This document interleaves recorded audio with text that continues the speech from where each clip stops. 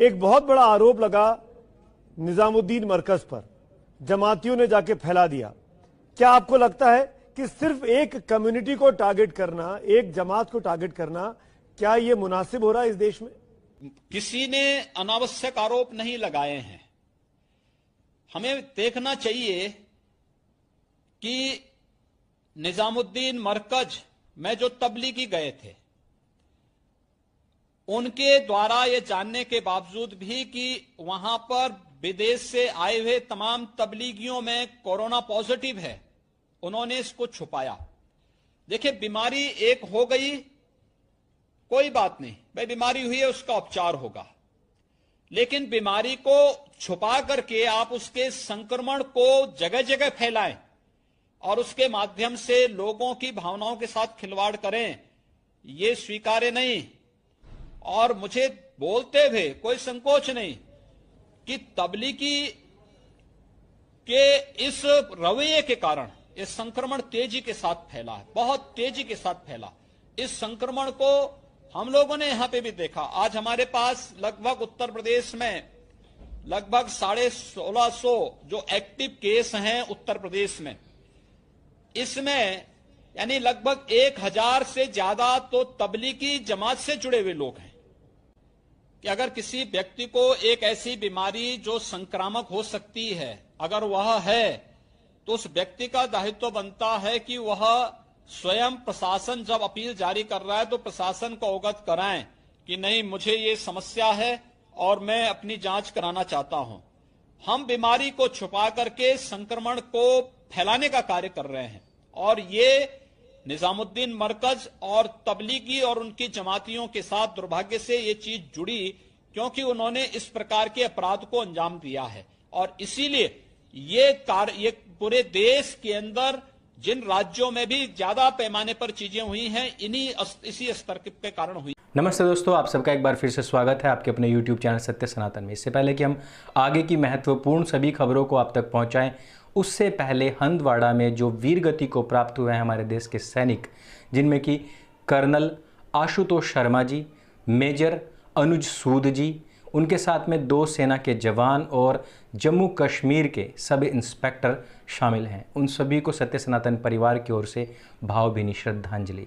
जहां एक और देश की सेना ऐसे समय पर भी देश के कोरोना वॉरियर्स के ऊपर फूल बरसा रही है, अपने अपने पोत से, अपने अपने यान से उनके लिए अलग अलग तरीक़ों से थैंक्स बोल रही है, वहीं पर एक ऐसी जमात भी है जो इन्हीं कोरोना वॉरियर्स के ऊपर पत्थर भी बरसा रही है। और आज का जो हमारा वीडियो है पूरी तरीके से फोकस है ऐसे लोगों के ऊपर, ऐसे मंत्रियों के ऊपर जो पूरे देश की छवि पूरे विश्व में बदनाम कर रहे हैं। और हम बात करेंगे योगी जी की, जिन्होंने तबलीगी जमात को सीधा सीधा जवाब दिया है, जो कि अभी तक न प्रधानमंत्री, न गृह मंत्री, न रक्षा मंत्री दे पाए हैं, जिसकी की दरकार थी। भारतवर्ष आज पिछले 5 दिनों के अंदर 10,000 नए कोरोना संक्रमित लोगों की पहचान कर चुका है। अर्थात जो अभी तक के 2 लॉकडाउन रहे हैं उनका हमें कोई बेनिफिट नहीं मिला है।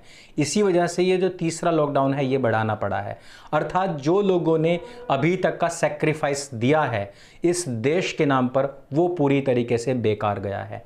अभी तक लगभग 10.5 लाख जो टेस्ट हो चुके हैं, उनमें से 40,000 केस हमें पॉजिटिव मिले हैं। लेकिन सबसे बड़ी और ख़तरनाक बात यह है कि पिछले 5 दिन के अंदर अंदर 10,000 केस मिले हैं। और यही नहीं, कापस हेड़ा में अभी और ज़्यादा चौंकाने वाली खबरें आ रही हैं कि वहाँ से भी एक ही इमारत के अंदर से बहुत अधिक संख्या में कोरोना पॉजिटिव लोग निकले हैं। ऐसे समय में यदि कोई व्यक्ति तबलीगी जमात के ऊपर सवाल उठाए तो उस व्यक्ति को उठा करके जेल में डाल दिया जा रहा है।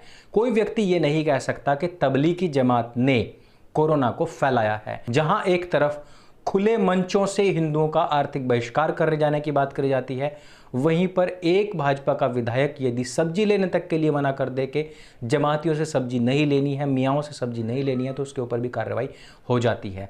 लेकिन दिल्ली के अंदर जो जहरुल इस्लाम नाम का व्यक्ति है, जो कि चेयरमैन है अल्पसंख्यक आयोग दिल्ली का, वो खुले मंच से कहता है कि मैंने जो हिंदूवादियों को नष्ट भ्रष्ट करने के लिए अरबी देशों से सहायता मांगी थी और कहा था कि वो यहां पर तूफान खड़ा कर देंगे, मैं उससे माफी नहीं मांग सकता हूं, ना ही मैंने वो ट्वीट डिलीट किया है।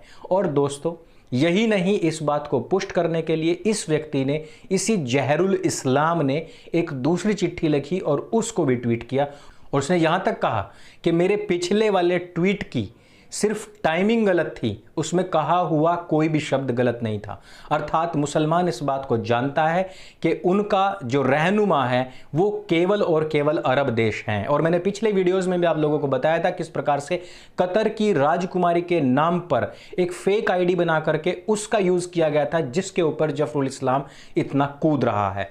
और ना केवल वो कूद रहा है, हिंदुस्तान का प्रत्येक मुसलमान आज की तारीख में उसी की तरह ही दो दो हाथ कूद रहा है।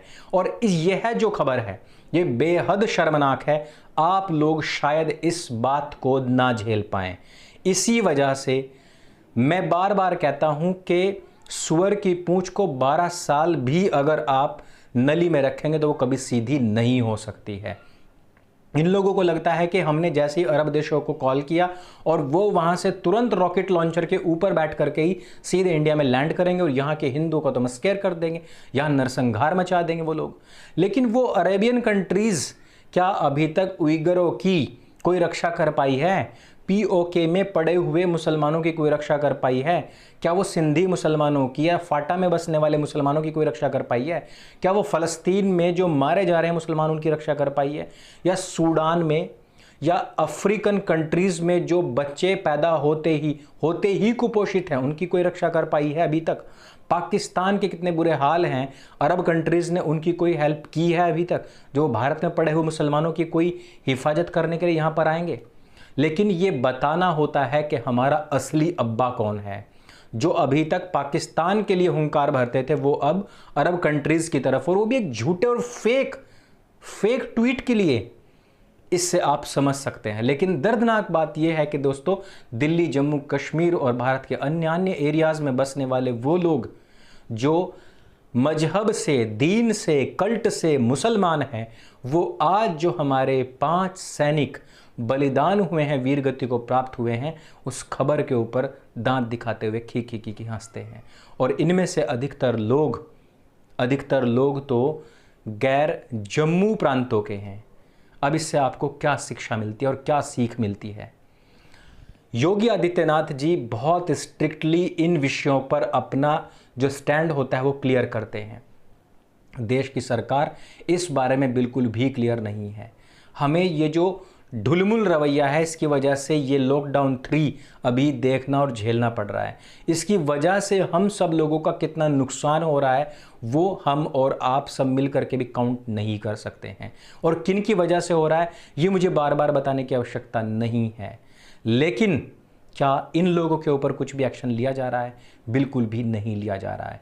जितने भी अधिक से अधिक लोग ये हैं वो सेना को पीट रहे हैं, पुलिस को पीट रहे हैं, डॉक्टर्स को पीट रहे हैं, सबसे ज़्यादा खर्चा करवा रहे हैं, सबसे ज़्यादा नखरे इनके हैं, सबसे ज़्यादा धमकियाँ ही दे रहे हैं। लेकिन सबसे ज़्यादा खुली छूट भी इन्हीं लोगों को है। वो पुलिस के सामने कुछ बोलते हैं, उनकी रक्षा के नीचे जाते हैं और बहू ब्याह करके ले आते हैं। लेकिन देश की जनता इस सब को माफ़ नहीं करेगी। यह सरकार यदि समय रहते हुए नहीं सुधरी तो देश की जनता इन लोगों को भी माफ़ नहीं करेगी। कई बार मुझसे लोग पूछते हैं कि तो विकल्प क्या है? लोग बाग सीधे विकल्प पर कूद आते हैं। विकल्प है अपनी सरकार को जागरूक कीजिए, अपनी जो सरकार है उसको चेताइए उसको बार बार कि वो इस तरीके के काम ना करे। दोस्तों इस वीडियो के अंत में मैं सिर्फ अपने भारी मन से यही कह सकता हूं कि भारत के मुसलमानों को भी इस तरीके के लोगों का बहिष्कार करना चाहिए। क्योंकि आप लोगों को स्वयं देखना चाहिए कि किसी फेक ट्वीट के ऊपर यदि आप लोग इतना ज़्यादा मस्ता रहे हैं, कूद रहे हैं, तो यह आपको कोई दिशा नहीं दे सकता है। दूसरी चीज़ ये कि वो अरब देश जो अपने खुद के मुस्लिम, तकरीबन 15 से अधिक ऐसे देश जो अभी बेहद गरीबी के स्तर से भी नीचे जीवन यापन करने के लिए मजबूर हैं, जब वो उनके लिए कुछ नहीं कर सकते, जब वो इजराइल के द्वारा मारे जा रहे मुसलमानों के देशों के लिए कुछ नहीं कर सकते, जब वो शिया और सुन्नियों के लिए कुछ नहीं कर सकते, जब वो इराक, ईरान, सूडान तक के लिए कुछ नहीं कर सकते, तो वो तुम्हारे लिए क्या करने के लिए आएंगे। यदि आप लोग मेरी बात से सहमत हैं, यदि आप लोग योगी जी की बात से सहमत हैं, यदि आपको भी लगता है कि देश के ऊपर जान न्यौछावर करने वाले जो हमारे बलिदानी हैं, जो वीर गति प्राप्त सैनिक हैं, उनके ऊपर हंसने वाले लोगों को सख्त से सख्त सजा मिलनी चाहिए, उनकी धरपकड़ होनी चाहिए, तो आप लोग इस वीडियो को अधिक से अधिक शेयर करें। इस वीडियो में सिर्फ इतना ही। मेरे संग बोले सत्य सनातन वैदिक धर्म की जय। जय हिंद, वंदे मातरम।